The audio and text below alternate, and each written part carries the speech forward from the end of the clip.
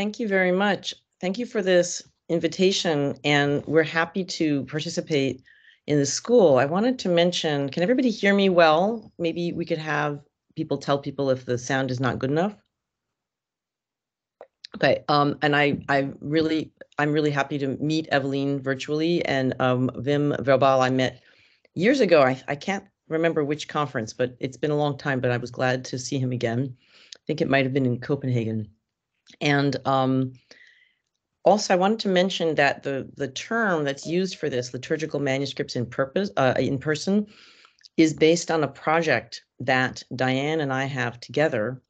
And this time is not actually in person the way we would ordinarily do it. We would love to do it in person in Belgium, if that ever becomes possible.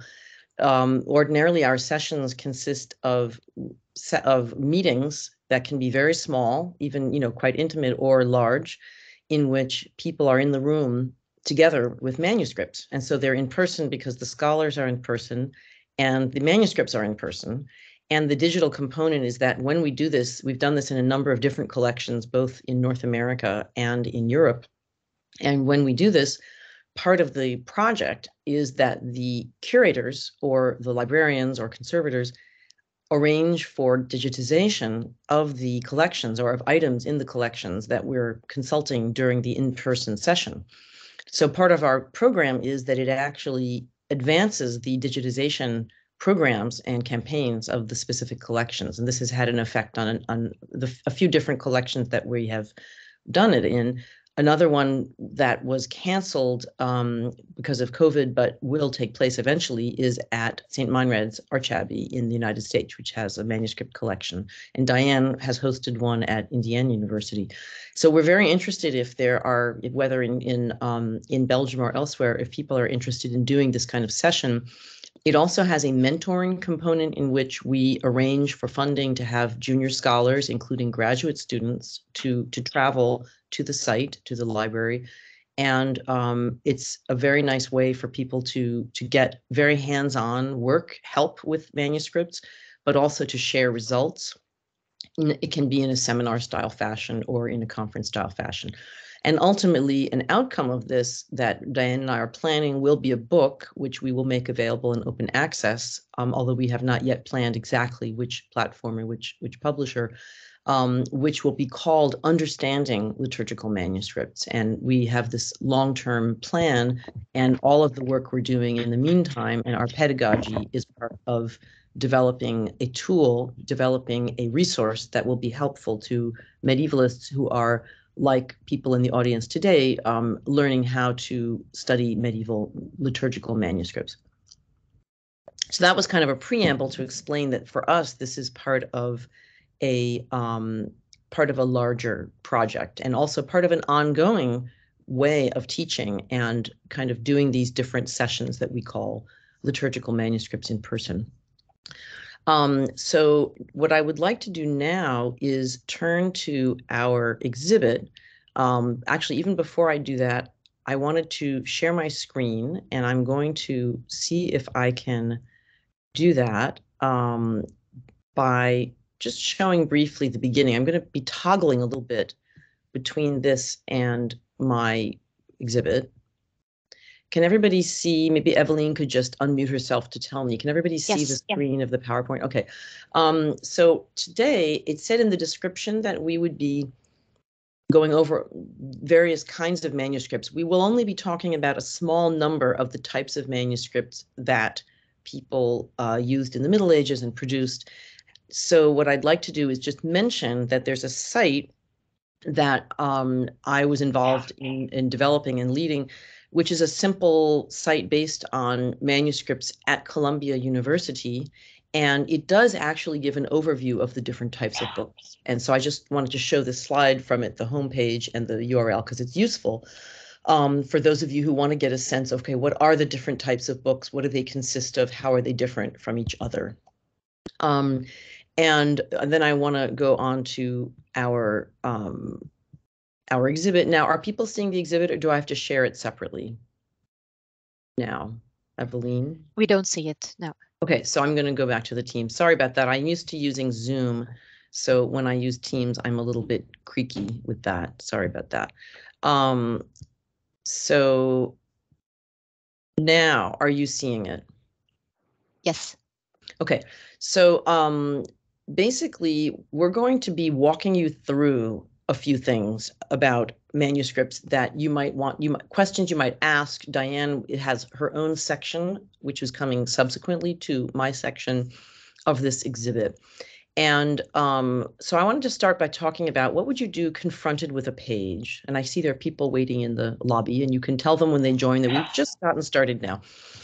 So what do you do when you're confronted with a page? I'm not taking for granted a great deal of background in this. If there are specialists in liturgical manuscripts here in the session today, I'd be happy to communicate with you later and to do things more in depth.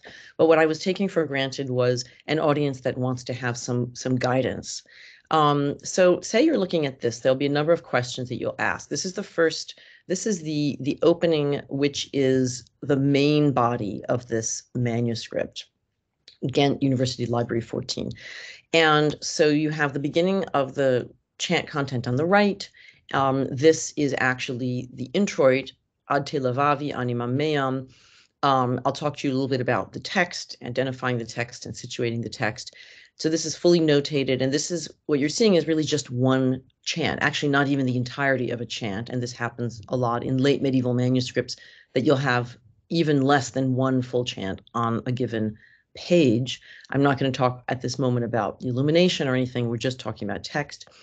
And so the rubric, this is something that might mislead people who are not accustomed to working on this type of manuscript. Dominica prima in adventu Domini officium. And so somebody who's not comfortable with looking at different types of manuscripts might say, oh, officium, that's the office, the divine office. Actually, in this case, the word officium, and in quite a few manuscripts, possibly more the Germanic areas, but I don't even want to generalize that much. In many cases, the word officium simply refers to the introit.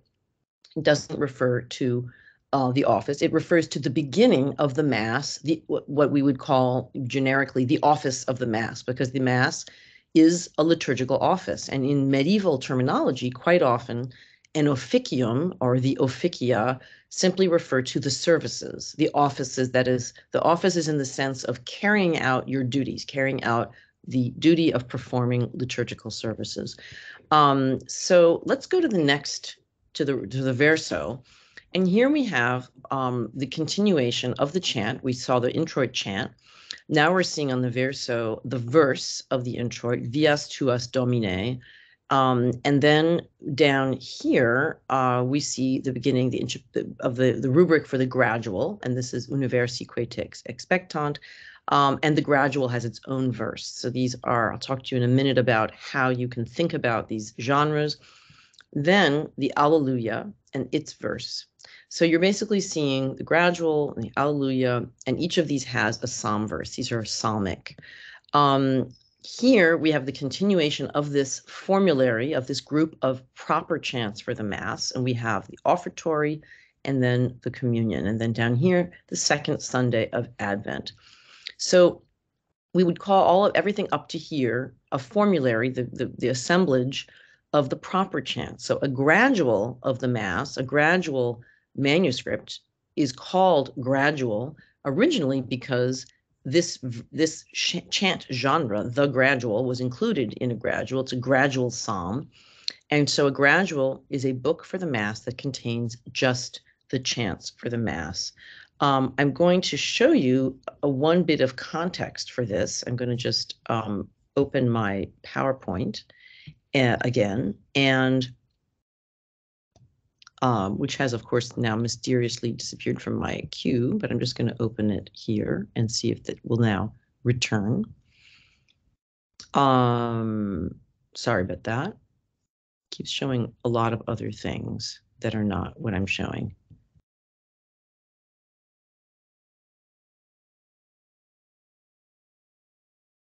Okay, now I'm going to see if that will bring it up in my Teams queue.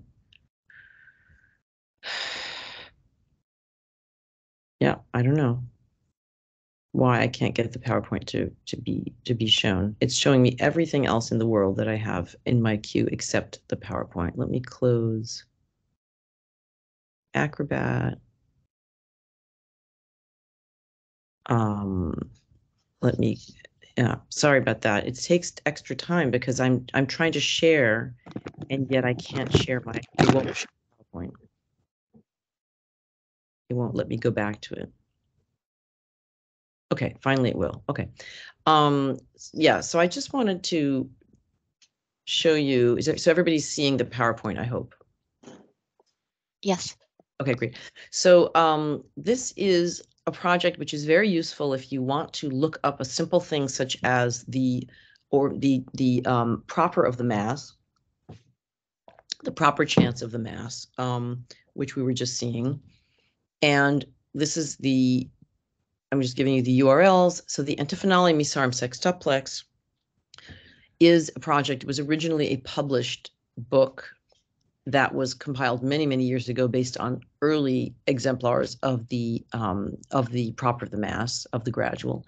And here I simply did a search in this section of it, which is Antiphonale Missarum Sextuplex, for the first chant, Ad te levavi animam meam, which we saw in the first slide.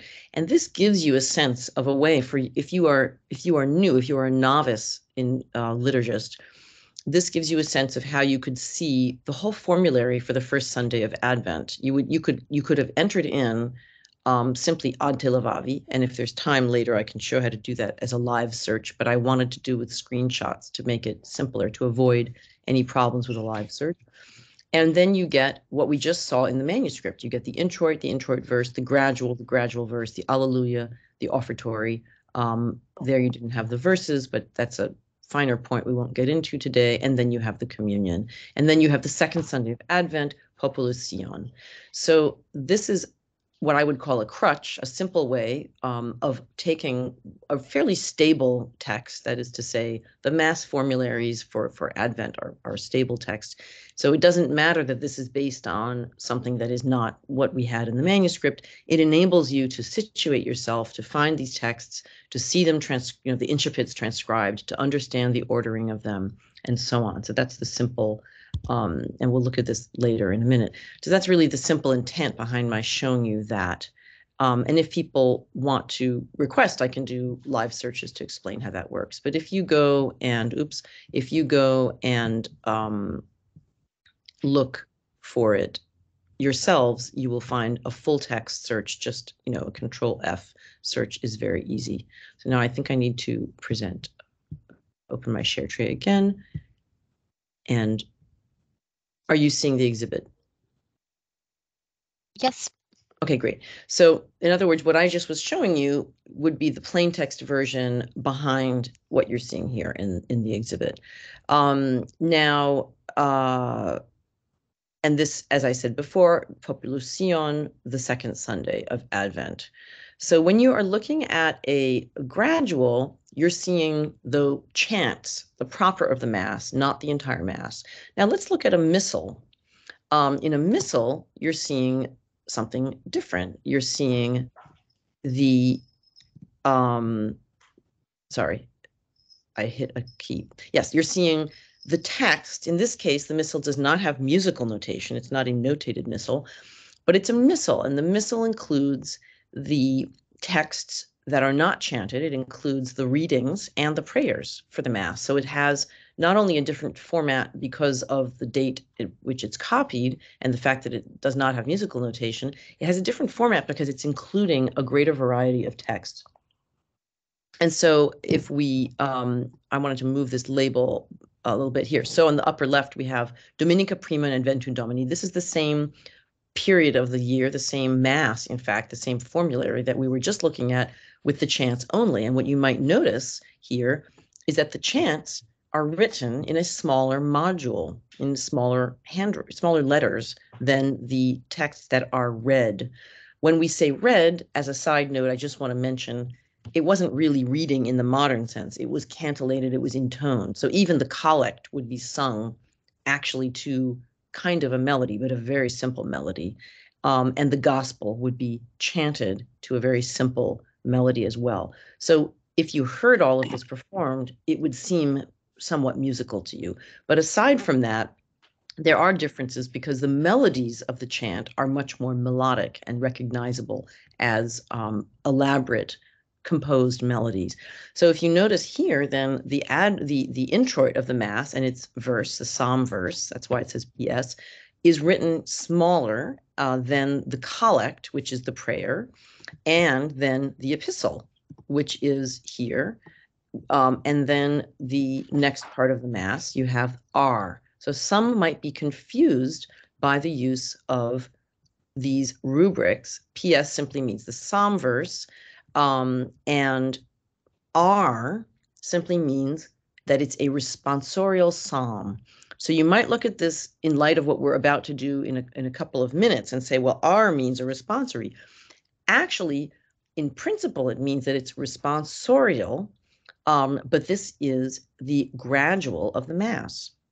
And this is the text of the gradual, and here there are 2 verses, and then down here the gospel reading. So the lesson is written in larger letters.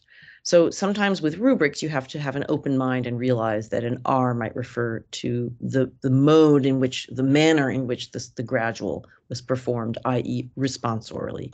Now, you again will see this OFF. And again, with rubrics, you want to remember OFF can mean officium. In the case of what we saw a moment ago, it was the introit. It was used to mean the introit. Here, OFF is the offertory.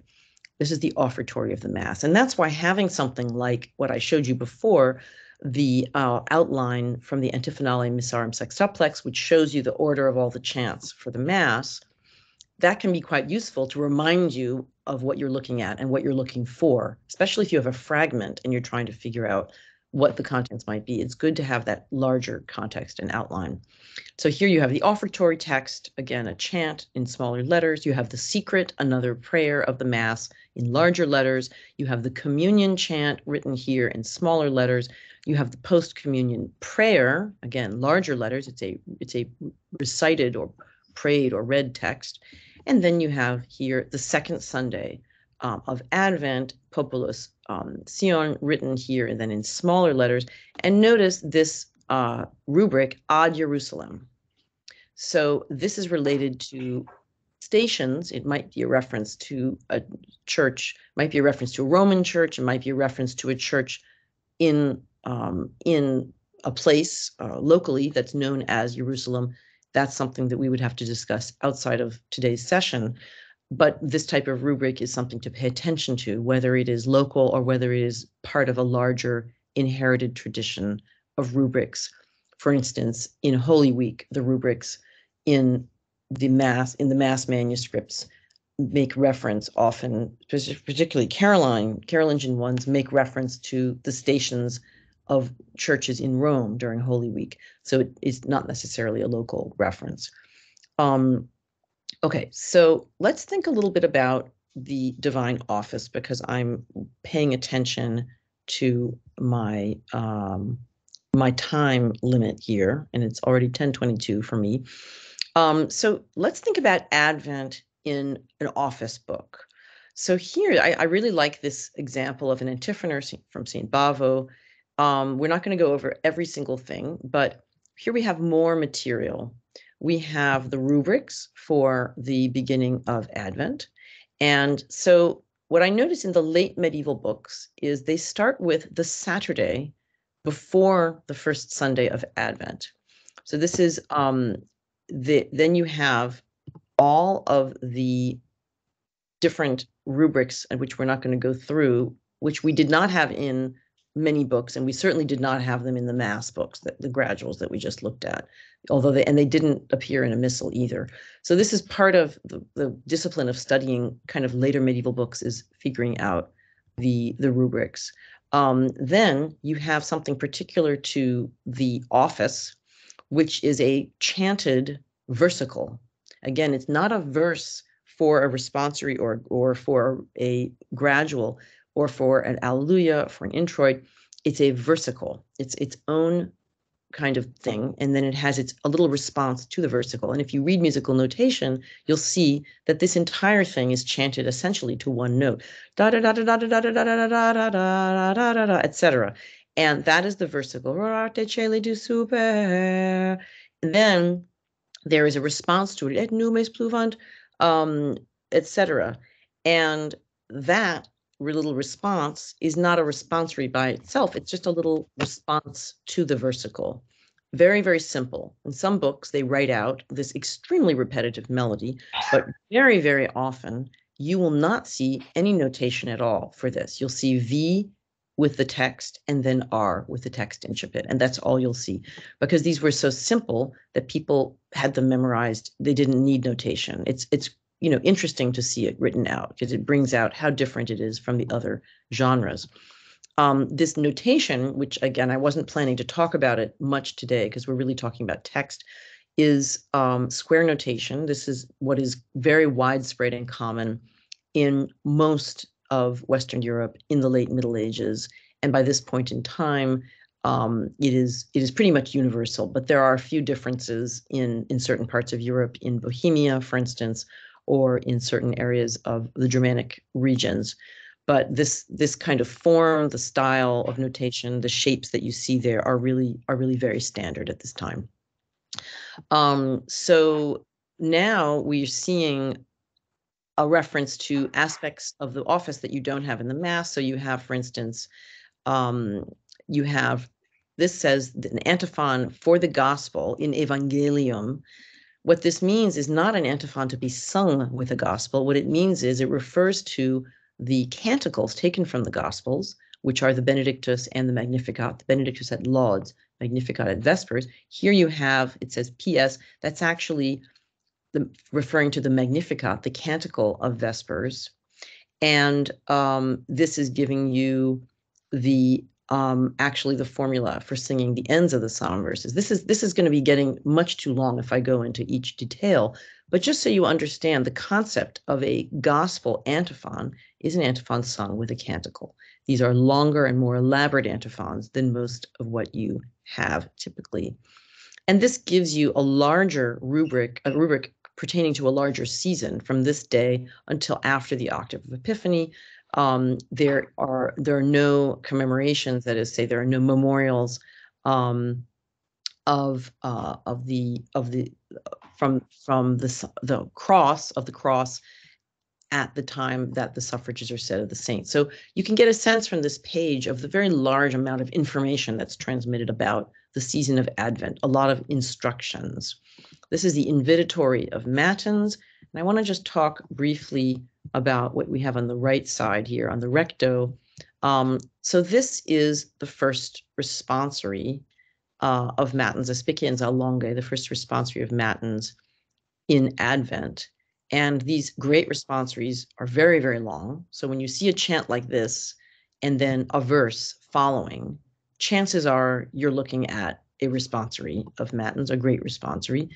And it's interesting to observe that in this illumination, it shows the entry into Jerusalem, which one would think of Palm Sunday with this. But theologically, the idea is that it is referring to Advent, the birth of Christ, Christ's advent, his entry into the world, as being like his entry into Jerusalem. So it is, in effect, another kind of Advent. I'm sorry, I paused my sharing. I hope we're sharing it again. I unintentionally touched a key and paused the sharing. Eveline, you can see the... We can still see the exhibit. Okay, great. Now, so there's a lot of information. Again, I can't really in today's presentation go into quite this degree of detail. There's a lot on this page that's very interesting to see. And I'm watching the Diane, can I take another 5 minutes past 10:30 because I started by talking about our project? Oh, absolutely. Yes, go ahead. I'm going to run out of time if I try to wrap up by 10:30. And so here you have one of these wonderful rubrics that says, this following responsory is said only on Sunday and not during the week. I mean, which to me seems almost redundant. Of course, it's said only on Sunday, but there are other formularies that follow it that are for the different offices of the week, and you do have to say responsories on weekdays. The ordering of matins is quite complex, and here I want to, even before I go further, I think I want to show. Yes, let me do this, and then I'll show you in the PowerPoint a little bit of this context for the weekdays. So there was the office on weekdays was the matins office, the night office was a bit shorter on weekdays. It didn't have the 12 lessons and responsories that the monastic office would have on a Sunday or on a feast day. And what I really enjoyed in this folio was it explains, somebody has later added information about what the responsories would be for the offices of matins on weekdays. So what we were just talking about with the beautiful illumination was the first responsory on a Sunday. And the first Sunday of Advent is like a feast day. It's not even just a regular Sunday. And here you have more material for the Sundays of Advent, but actually not Advent anymore. Now we're in Septuagesima, a later season, and somebody has added a whole series of listings of responsories. I won't go through all of it, but it says here, cum deambularet folio hic presenti, incidere vultus folio hic presenti. So it's telling you these are feria secunda hebdomina Septuagesime responsorium. These are the responsories to be sung on feria secunda, Monday of the week of Septuagesima, Sunday. And then it tells you feria tertia, that is Tuesday, and then feria quarta, Thursday, feria quinta. And so it's telling you all of those days and telling you which folio of the manuscript these responsories are on, and also the Magnificat antiphon, which changes every day. And sure enough, when you see cum deambulavit, sorry, for me, it's still the morning, so I'm having trouble pronouncing everything. It's actually right here, right next to this annotation. And when it says in sudore vultus tui, it's right here down on the same page.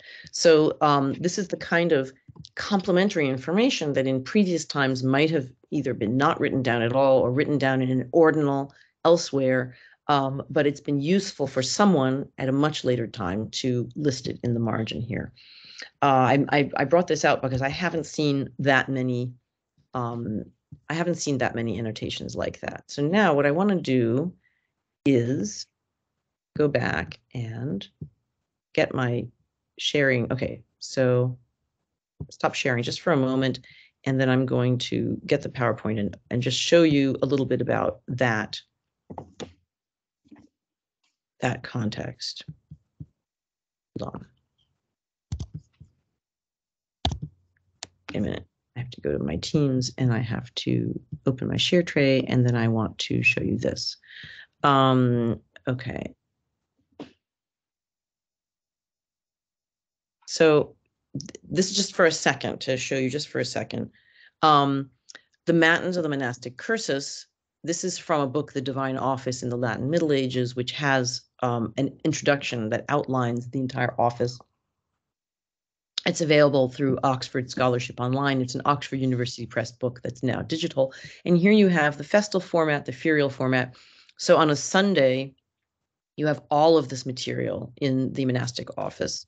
And then on a ferial, that is not on a Sunday, or sorry, on a weekday, you have just three lessons and three responsories. And so that marginal annotation was referring to the weekday format as opposed to the feast day format. Then to give you just the breakdown of what a nocturne is, because we're about to talk about a nocturne, just to give you that breakdown, you have antiphon and a psalm, several of those, and then in a nocturne you have a lesson and then a responsory, a lesson, sorry, I should look at the monastic one, a lesson and then a responsory, 4 of those in each nocturne. A nocturne is a unit. Okay, so let me go back to my presentation, to the exhibit. Okay, so everybody's seeing the exhibit now, I hope. Yes. Okay, great. So let's talk a little bit about the chants of the office. But we were just seeing a second ago was really a very complex antiphonor with a lot of context. And let's look at something where we see a much smaller amount of context and really just the chant. So here's a book where you have a group of different items, and you have the prayers, and then you have the annotated section, which has an office of St. Landoaldus, which has been, the text has been published, but the melodies have been very little studied, and it's really quite an interesting office that has not been published. So just to say, now we've just talked a little about what is in the office. Here you have versicle, well, you have, the Vespers responsory, which is in incipit. You have a hymn, then you have a versicle and response, and you might notice the way the notation looks, the repeated notes. That's like the versicle we looked at a bit ago, but it's written only with the incipit. There's not much more information there. Then you have in Evangelium, and as I just explained, in Evangelium means that this long chant, which as you can see, it's several lines, it's quite elaborate. Even if you don't know the notation, you can see that there's a lot of notes in this chant. This is the antiphon sung with the gospel, which is not given here. They simply give you the antiphon because it changes at the different times of the office. And then again, you have this formula, which is actually the formula for singing the ends of the verses of the Magnificat. So what I just said, a lot of what I just said is not visible on the page. It's just assumed that somebody knows that material. So you have to get used to studying this type of manuscript in order to supply that missing information. Down here, you have the invitatory of Matins. So in this space that I'm outlining with my cursor, you jump from Vespers, the end of the Magnificat at Vespers, to Matins with absolutely no warning of any kind. Invitatory is the first chant of Matins. It is the antiphon sung with the Psalm 94, Venite exultemus, which you have here, the incipit for only. Then in the first nocturne, you have a bunch of antiphons. I just showed you before the outline. So if you wanted to study this, you would go back to the outline. You'd say, oh, those are the antiphons that you have in the first nocturne. That's what you have there. And then you would notice that it continues with responsories and versicles. And you would say, oh, that correlates with that list of responsories. We would have the lessons in another book, in a lectionary or in a breviary, and then responsories and versicles. And I was going to show you, I don't know if I have time really to do this, so I might skip it. Susan, can you make sure to leave time to introduce Cantus? Yes, well, I was going to actually introduce Cantus with this exercise. Great. I wasn't going to do a live search because I was a little bit worried about doing that. But this was actually my Cantus introduction, which is, so here, oops, here you have the verse of this responsory. Each responsory has a respond, and then it has a little verse. And I began studying, actually, maybe I'll do a different one. No, that's okay. Okay, I began studying the melody, this verse in particular, and basically wanted to look up the text and the melody in Cantus. And since I'm sort of running out of time, I might skip the part about looking up the melody, but I would show the text, at least the text search.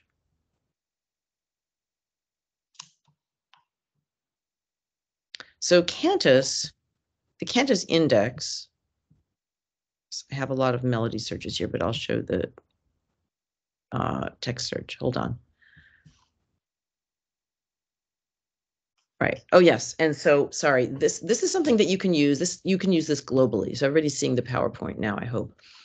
You can use this globally. The Cantus index, which you have the URL there, is a resource where you have there are two related ones, and this is one of the two. This is Cantus Index. There's also Cantus Database. You have the full text search, Each chant has a unique cantus ID. So the cantus ID is that number, which is based originally on an earlier resource, but it's growing. There are newer ones. You can choose by genre. They have a list of genres, which is extremely useful. It literally displays the different genres for which they use these codes, these names. There's a list of feasts, which then helps you also identify feasts because it gives the Latin versions of the names of feasts of both the saints and of the temporale, the feasts of time, which are movable feasts of the church year. And it also has a way of doing a melody search, which I think I'll have to skip today. And you can do different kinds of searches. You can find things that are in the middle of a text. You can find an incipit. And you can then do free text search. It's very, very useful. For instance, when I did the first, when I did the introit for the text of the introit for the first Sunday of Advent, it gives me the full text. And then you can also, for chants, find what they call a standardized text, then a manuscript-based text. And then you can also find related chants. And it gives you the genre of each, the genre being the introit or the offertory, the verse of the introit, and so on. And if you can also do a melody search, they have a way to search for the melody by adding the notes onto the scale. And so anyway, the melody I just showed you, I had done this and I had found a correlating melody. You can find the source of the melody and so on, but I think it's probably more useful if we just focus on how it would work for looking up text. Let me just finish what I was going to show you. Now I think you can see the exhibit again. Yes. Yeah, great. So I want to just wrap up because I don't want to go over time. I think this was my last slide. Yes, that's my last slide. Okay, so the last thing I wanted to say was here you have an example of a breviary. Now, a breviary includes, we looked a moment ago at antiphonor. It has the chants for the office. A breviary includes all of the different texts. So it has prayers, chants, and readings. And if you thought the missal was complicated, the breviary is much more complicated. And so it's a bit we would really need an entire session of your school just to talk about breviaries. So I don't want to overdo it, but just to point out, you have the rubric. So this is the same sort of rubric we were seeing in the antiphonors. This is for the Saturday before the first Sunday of Advent. We saw this previously in the antiphonor I showed you, but here you have a lot more information because the breviary brings together so much. It has the psalm antiphons for that Saturday. It has the capitulum, which is a short reading from Scripture that is read in the divine office. This does not show up in an antiphonor at all. You have this responsory in verse, which is part of Vespers. You have the antiphon for the Magnificat. And then you have the collect, a prayer of the office as well as of the Mass. You have a hymn. Notice that the chant here is written in smaller letters than the prayer, the collect. This was a case that happened, we saw earlier in the Missal.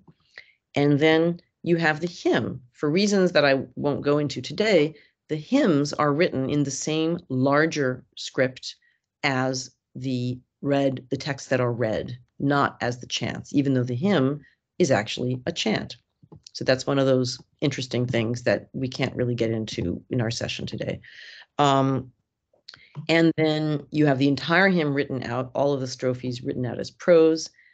We have here the invitatory of Matins, which, as I said, introduces the invitatory psalm, Venite exultemus. There's the antiphon. You have the antiphon here listed for the first nocturne. And then you have versicle, and then you have this reading. So this is the first lesson. In an antiphonor, you would not have this reading. Diane's going to talk about this. This is why it's my last slide, because she will talk about actual reading of the office. And then you have the first responsory. So this responsory, which we saw illustrated by the entry into Jerusalem, Aspicienza longe, you have it right here written with its verse following the lesson, which it would have done in the divine office. So I want to turn it over to Diane. I'm sorry that I didn't show a live search on Cantus. Maybe at the very end or something like that, I could do that and show people how to use. But in a way, what I would suggest, Eveline, is if people wanted to learn how to use Cantus, we could in the spring semester organize a separate session just on that, because it isn't as manuscript focused. It's really more about learning to use a tool, and it takes. I would love that. Yeah. And I wanted to show people examples from your corpus. I didn't want to take the whole time with showing Cantus because it's not really your corpus related. Okay, so can we pass it over to Diane, or should I be staying with the exhibit and advancing the slides? Why don't you just stay, for the sake of time, we'll keep it with you. If you could go back to the slide you were just showing, that's actually a perfect place for me to start. Perfect, here I am. Yay, okay. So I'm going to be talking about manuscripts that are less overtly liturgical. So when you first look at a manuscript like this, it's pretty obvious that this is a liturgical book. You see all of the rubrics and the little abbreviations that are telling you that this is a compendium of texts that are intended to be used for liturgical purposes. And the text that we're seeing in the right-hand column that begins Incipit Isaias Propheta, and you can see that it's a mark for the first lection of the night. And this is a nocturne that would have been read in the middle of the night as part of the night office. This text would likely not have been read from this book, or at least in many cases, it wouldn't have been read from this book if we were reading in a church at a lectern. The little lection that we see here is unreasonably short. And so the practice that monks were supposed to follow was to read from the Bible and other edifying works, including commentaries by the patristic sources throughout the year in the night office and the refectory. And these were flanked by these armatures of interpretive antiphons and responsories and psalms.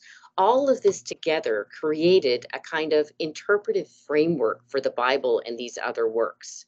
So what I like to do, and my work is really focused on the night office and the kinds of readings that the inhabitants of a monastic house would have experienced in the night office and the lectionary, and what that contributed to their group understanding of text, what they all knew in common because they all heard it in common. So if we move to the next slide.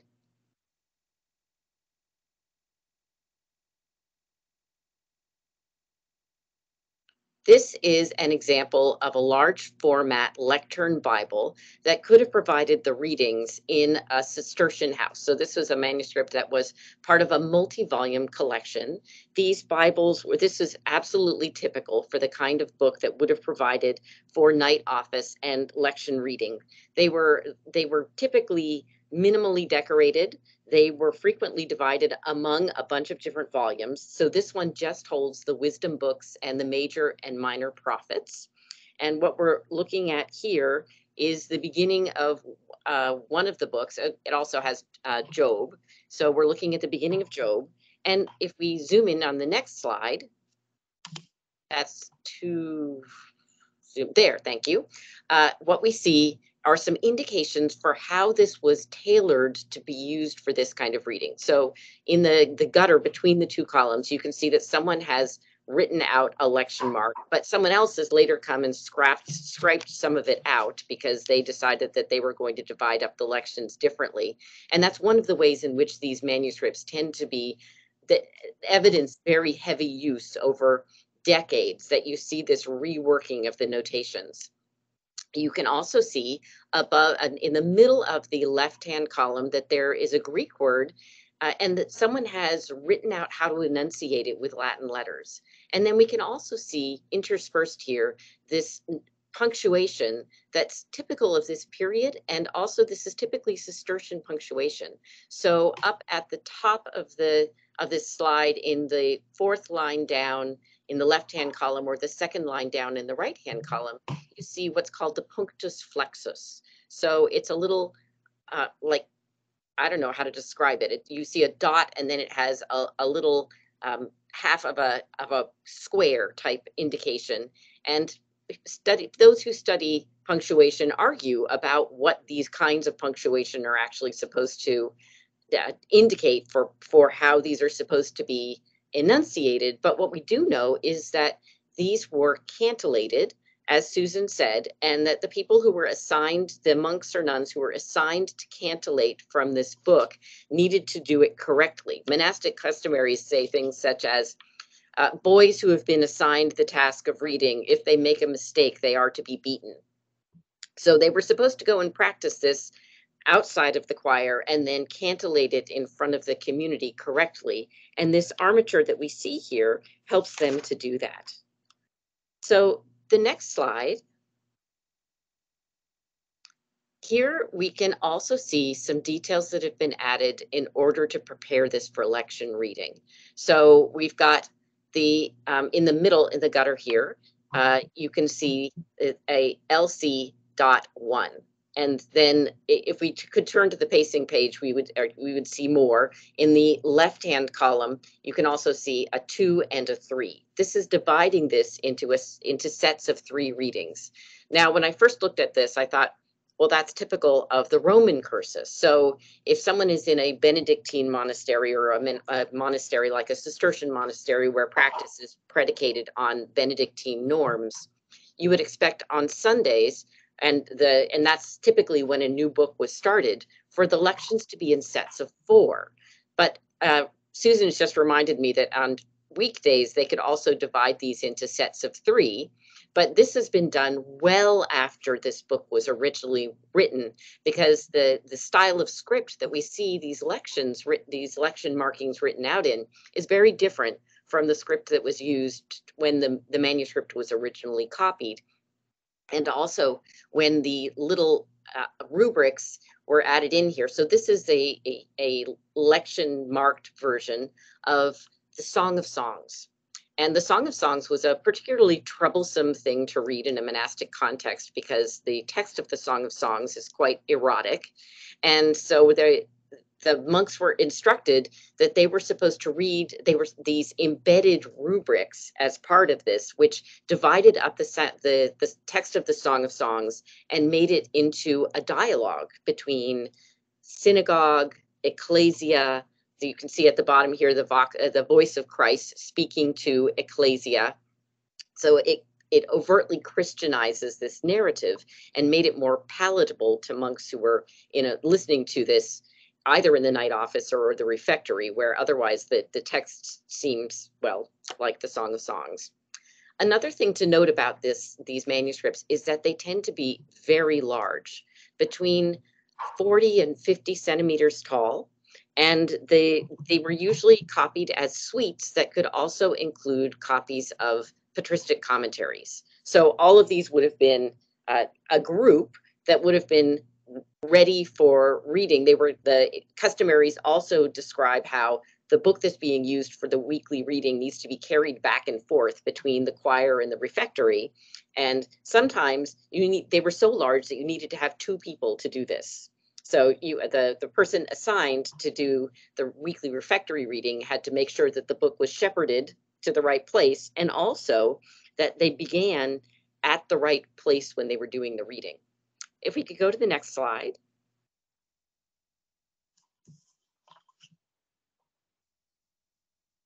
This is in the same manuscript.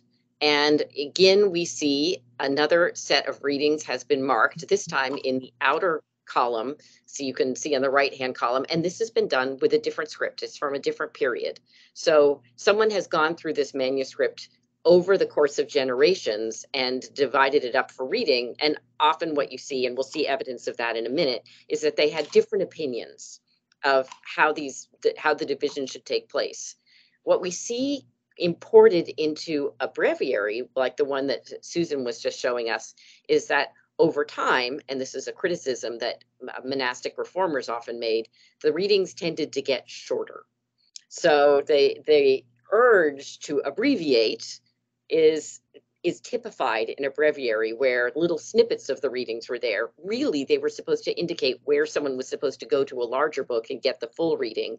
But those who were lazy and profligate, as the criticism often went, would just read the ones that were in the breviary itself. That was very quick and easy.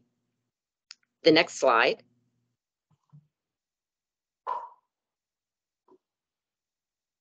I like this one because this also shows another trick or another aid that someone added after the fact to help with correct reading, since that was so important to do.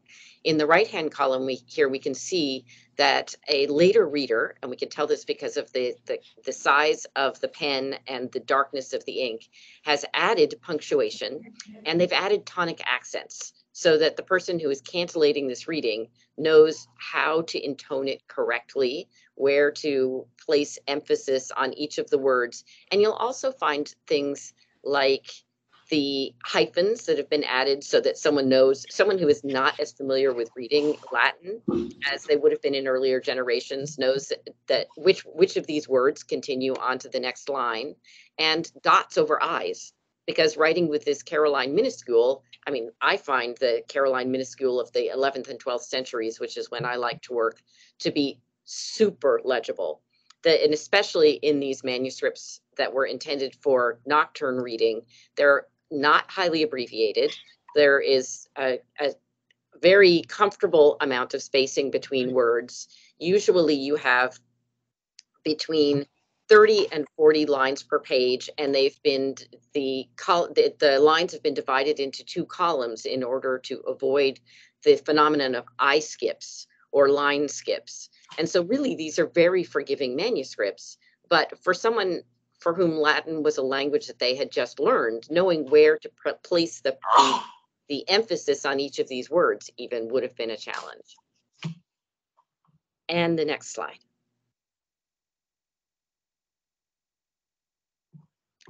So this is in another Bible volume.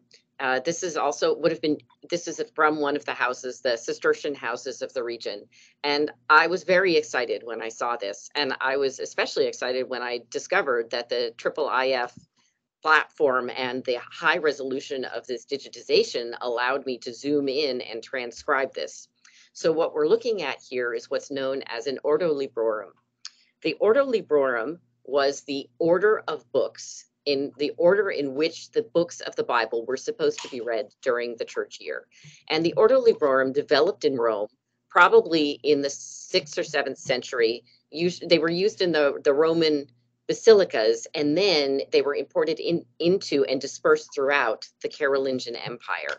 And different versions of this developed over time. So the Ordo Librorum that described the order. So if you think about reading the Bible continuously, you might think that you would begin at the beginning of the Bible, maybe at Advent, and then read to the end of the Bible. But in fact, that's not what happened. Instead, the books of the Bible were divided up and dispersed out of what we think of as biblical order throughout the year.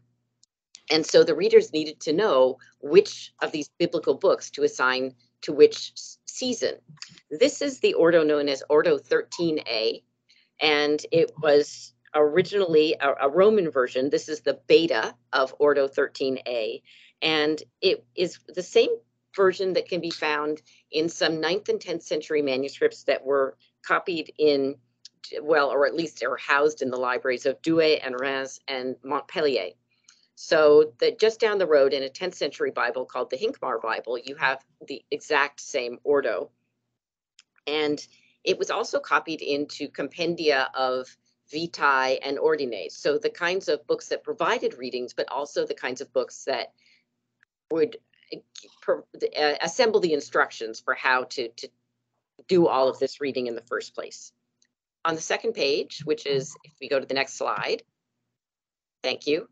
Here you can see that this was an original part of the Bible, because immediately below the end of the list, the end of the Ordo Librorum in the second column, the preface, the first preface to the Heptateuch begins, Desideriae Mei, or Mei, and so, and it's written in the same script. So this is another sign that when this Bible was copied, the people who were copying it were intending it to be used for this purpose. And then if we go to the next slide,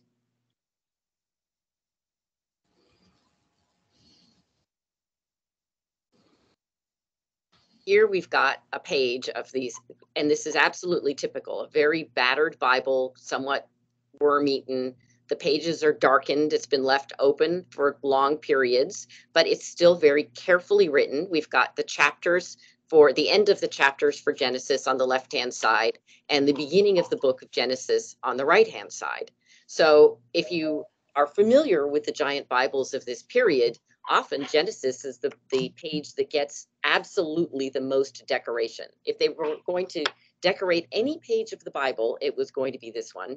And yet here, what we see is a penwork initial that may even have just been carried out by the scribe, which is, from an art historian, sounds dismissive, but I still, because this kind of manuscript evidences so much of its functional context, because of all of the little pen marks and the dirt and the fact that it's clearly been left open, I find it personally charming, and just as interesting as a manuscript that would have received a lot of decorative embellishment. So the Heptateuch was read annually beginning in Septuagesima and up to the 15th day before Easter. And this was the way in which most people living in a monastic context would have encountered the books of the Old Testament, because, as you know, these were not parts of the mass reading at that time. And the next slide.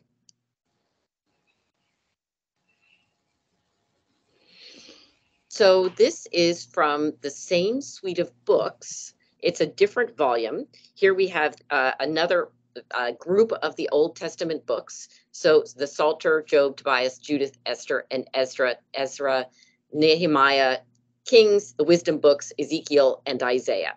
And it's got more lines per column, so more lines per page. It's almost the same size, but this is also typical of these Bibles, that a suite of books that made up a complete Bible had some discrepancies between them that made early observers look at them and think that these must be refugees from Bible sets that are no longer complete. But in fact, this book was written with the same type of script. It has the same sorts of markings in it. It has the same type of decoration. So likely this was intended to be a pair with the one we were just looking at. And to the next one. This is from the same manuscript, and here we see a few more of those little pieces of evidence that this would have been a good book to use for reading aloud. If we look at the lower right-hand side, you can see that someone, when they were writing out all of these Roman numerals, the ubiquitous Roman numerals of the Old Testament, they've added the little suffixes that would allow you to read these aloud. Now, of course, if you're just reading Roman numerals to yourself, you don't need to know how to pronounce the endings. So this is another one of those crutches. And the next slide.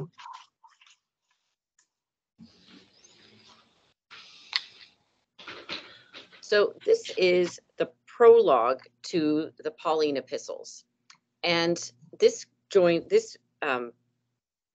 follows. Let me say this the correct way. It immediately follows the end of the book of Maccabees. So this suite of Bibles, for the sake of reference, I included in my little notation the little explanatory pane for each of these slides, the books of the Bible that you can find in each of them. If you put this entire suite together, what you'll notice is that there are no Gospels. So the Gospel books were frequently left out of lectern Bibles of this sort because they weren't read aloud typically in the nocturne readings. In the cycle of choir and refectory readings, the Gospels were not found. What's interesting is that in the early Cistercian breviary and early Cistercian lectionary, the Gospel readings were assigned. So they were usually assigned to one of the seasons, but in this case, the people who have compiled this Bible have followed the Flemish tradition of leaving out the Gospels. So in that way, the Bible is less like a Cistercian Bible, even though it has Cistercian punctuation and it was used in a Cistercian context, than it is like the Flemish Bibles that you would find at places like Douai, Marchienne, Valenciennes, and Saint-Vaast, where the Gospels were typically left out. The next slide, please. So this is another example of where you can see these interactions. And for me, it's very exciting, though I always love going to look at manuscripts in person. And I've been to the manuscript collection at Bruges, and I did look at these Bibles, but it was a slightly rushed visit, and I didn't have time to examine every single page for this kind of evidence. And so it's exciting to me that the high resolution digitalization that's happened has allowed us to see this. So if we zoom in a little bit, this is a part of the a scripture reading that was assigned for a particular day. So while the Ordo Librorum instructed people to read the Bible continuously, read each book continuously from beginning to end, and depending on the rigor of the monastery, they may or may not have done that.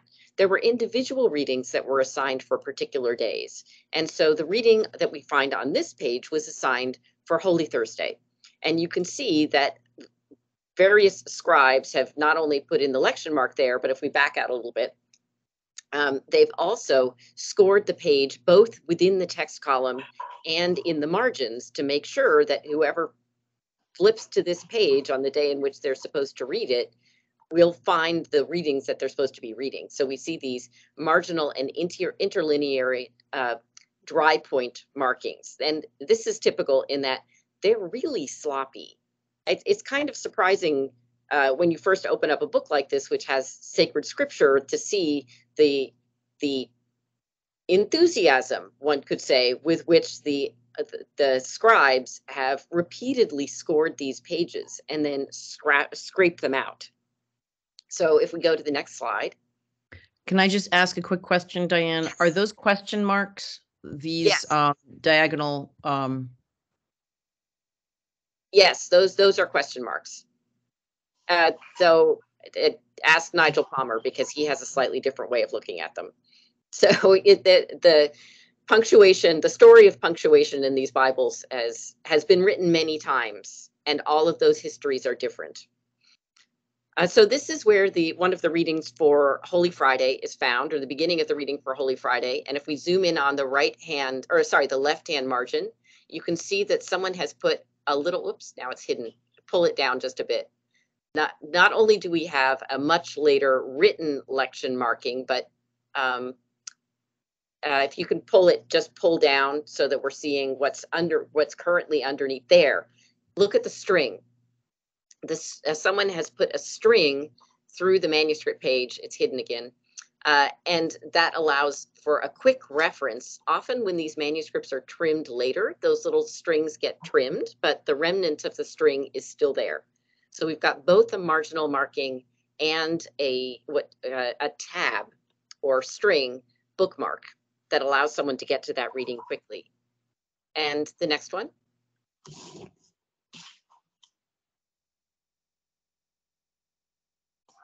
This is from the reading for Isaiah.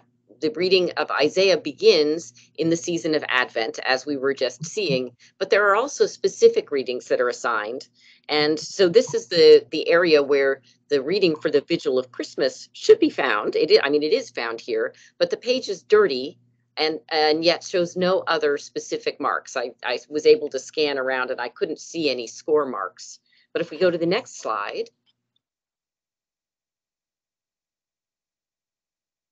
this is the second reading, and you can see that both in the center margin and in the external margin, someone marked this at one point, but then someone else came back later and scraped off the markings, which is interesting because this is the area of the assigned reading. And then if we go to the next one, the third reading for that day, which we see starting consurge, consurge, has been bracketed. So, and looking at the page, you can also see evidence of extensive finger marks over the years, the dirt that is accrued from this being a well-used, well-thumbed volume. So moving on to another kind of manuscript that frequently provided readings for the night office and in the refectory, what we see here is a passional. So this has the readings from the lives of the saints that were also prescribed within the breviary for feast days for the saints. And what we're looking at here in the lower left-hand side is the beginning of the feast of Saint Agatha. So this compiled all of the saints that would have been part of the sanctoral, but also, as people who study the lives of saints know, that these are wonderful hunting grounds for information about which saints were celebrated locally, because they could be added into these manuscripts. But there's the evidence that they provide to text editors, which is, oh, okay, these saints, local saints or saints of regional importance, were included in the Vitae Sanctorum that was used in a certain house, and that tells us that someone there knew about the life of this saint. But examining the manuscript itself will give us some other very interesting information. So if we move on to the next page,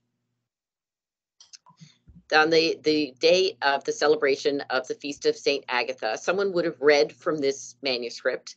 And Champke Snyders, who many of you know, I believe, has studied the lives of the Vitae Sanctorum manuscripts from French Flanders, from Benedictine houses, especially from the 10th and 11th century. So she wasn't looking specifically at these, but what she discovered from her manuscript examination was that the way in which the readings were tended to concentrate on the beginning of the book. And so they would tail off before the readings ever got anywhere nor towards where what I think of as kind of the juicy stuff, when the martyrdoms happen, or the tortures, or the death, or any of this, the burial, the miraculous manifestations of the body. And that's exactly what we see here. So this is marked for 3 readings. They are the readings that are assigned in the primitive Cistercian breviary. So if we zoom in, we can see markings. So actually, next slide. As this resolves, you should be able to see, the outer corner isn't resolving very well, but you can see these X's in the outer corner. And the next slide. And X's in the outer corner here as well. And those accord with the recorded readings that are in the primitive Cistercian breviary as edited by Chrysogonus Waddell. But that's it for the life of St. Agatha. This ends before she dies, so someone would have needed to go back to this book and read it privately in order to get the information about her ultimate fate. And then if we go to the next page, we can see something else interesting.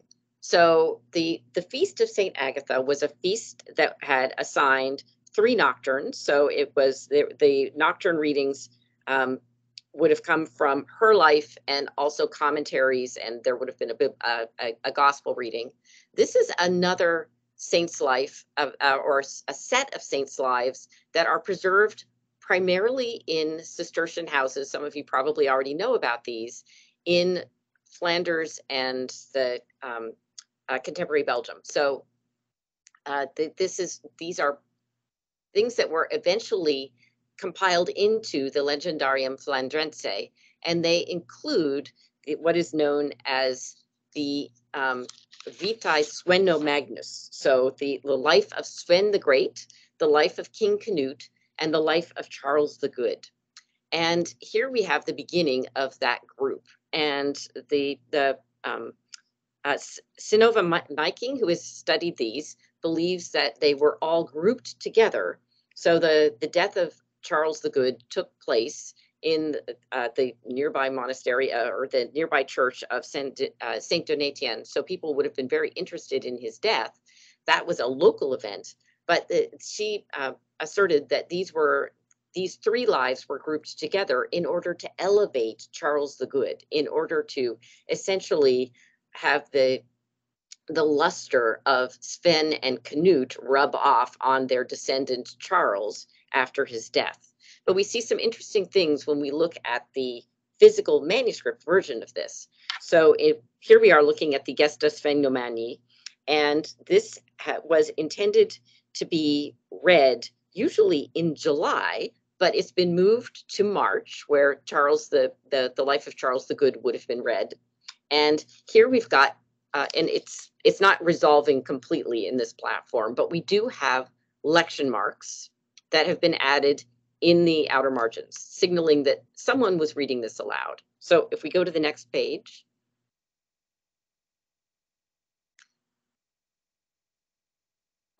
it's not resolving completely. There, we can just about see it now, I hope. You can see repeated X's have been made in the margins. So more of these enthusiastic markings made with a dry point to signal people where to begin and end their reading. Next page.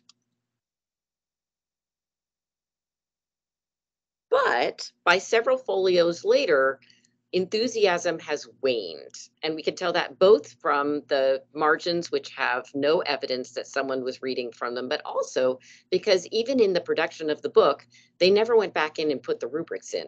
So there's spaces that have been left for the rubrics. And apparently this was considered superfluous. So they're still empty. And if we go to the next page, it's for the beginning of the life of Charles the Good. The rubrics resume. So someone decided that this needed to be rubricated to give indications of what the parts are. But if we go to the next page, thank you. This is the only marginal marking in his life.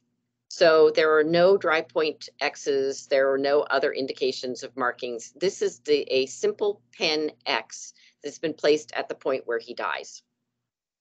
So interestingly, even though based on the history of this life and the fact that this set of lives was compiled together, you would expect this text manuscript version of this to have generated more evidence of interaction.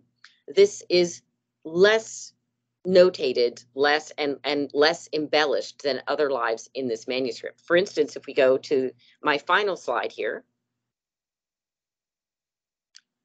this is the life that follows the life of Charles the Good, and look at that beautiful decorated initial with all of that nifty penwork.